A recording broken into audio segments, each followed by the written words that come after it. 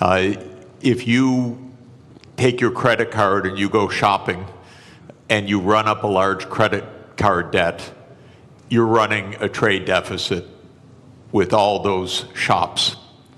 Now, it would be pretty strange if you then blamed all the shop owners for having sold you all those things. You're ripping me off, you're ripping me off, you're ripping me off, I'm running a trade deficit. That is the level of understanding of the President of the United States. The trade deficit does not represent at all trade policies. It represents spending relative to production or earnings.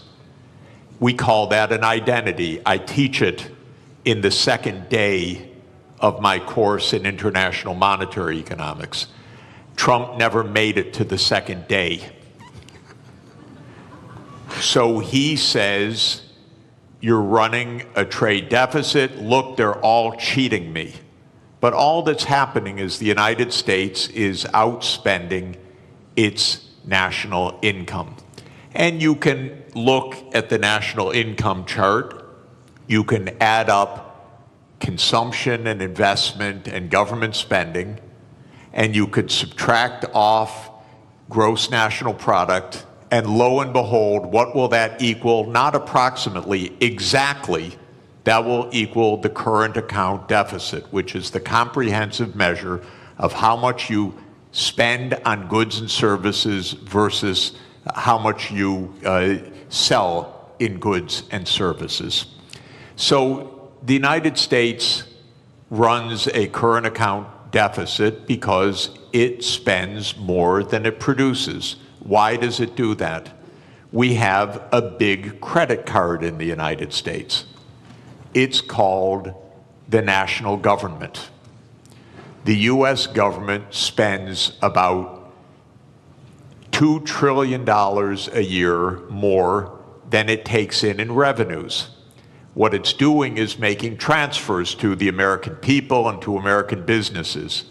It doesn't tax Americans for those transfers because, here's another little fact, because the congressmen that vote on the budget got into office by being paid for their campaigns by rich people who don't like taxes. So the political system says, spend, but don't tax us. So we run a chronic deficit in the United States. That spending goes out either as transfer payments or goods and services, and that's more than our national income, which is about $30 trillion, and our spending is about $31 trillion. And that's our trade deficit. And for that, Donald Trump blames the world. Okay, I fail him for this if he were my student. He's my president. It's a little weirder because when he did this, in 2 days, the world lost $10 trillion of market capitalization. By the way, where did it go? Did it get transferred from here to here? No. It got destroyed. Why destroyed? Because trade, something also the President of the United States doesn't understand, is mutually beneficial. So if you stop trade, everybody loses. It's not that one side wins, the other side loses. He cannot understand that concept as a guy that traded real estate in New York. So his idea is somebody had to win, somebody had to lose. But what happened when he made this announcement was $10 trillion was wiped out worldwide. It's not that the U.S. went up and they went down. No, everybody went down because the whole world system is based on a division of labor, and he's breaking that division of labor into pieces. So then people said, this doesn't make sense. Even the very rich people that gave him the money for him to get into office started saying this doesn't make sense. The hedge fund managers who were his big campaign contributors. Elon Musk, who paid for his election and became prime minister. He said this doesn't make sense. And then the markets said this doesn't make sense. Not only $10 trillion, but as the finance minister said, interest rates started to rise because people began to dump U.S. Treasury debt. The safest thing in the world, apparently. So, interesting what happened. It's not quite true that he reversed things. First, he left on this 10% tariff, except for one country, for China, 145% where he on some raised products. the tariff rates. That's because the United States has a deep, neurotic attachment to China. The U.S. political system hates China. Why? Because China's big and successful. And so that the U.S. hates.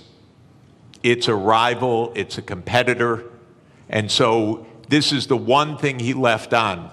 Now, he's going to mess up everything with this too, because in a trade war between the U.S. and China, China wins. China does not depend on the U.S. market very much. It's about 12% of China's exports.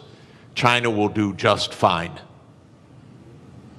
It's just dumb policy. There's no more, sorry to say it, there's just no more explanation to this than that. It makes no sense. Now, it raises, if I could, just one last point. How can this happen when it makes no sense? And that, people should understand, we are in one-person rule in the United States. Our political system is in a state of collapse. What President Trump did is an emergency decree. Everything he does is an emergency decree. Literally, you can go on to whitehouse.gov and then follow the menu to executive decrees. And there are dozens of them. And each one starts the same way. With the powers invested in me as President of the United States, I hereby declare A, nonsense, B, nonsense, C, nonsense. Because he's king. Those powers are not invested in the President of the United States.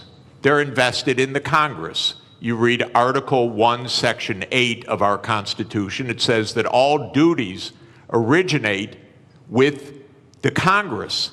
And specifically in the lower house, all legislation has to start in the House of Representatives. But the U.S., starting in 1945 after World War II, became a military state to a large extent. And so it sprinkled in its legislation emergency, emergency, emergency. And Trump doesn't have to prove anything's an emergency, he just has to say something's an emergency. So suddenly the trade deficit became an emergency, and on that basis he issues a one-person rule. Even his aides don't know what he's doing. You raise one final interesting issue, which is that the market recovered about $4 trillion when he reversed. Anyone who knew that 5 minutes before made billions. This is not the cleanest government in the world, I can tell you. I'd be hugely surprised if some people didn't know just a bit ahead of time, starting with members of the U.S. Congress, by the way.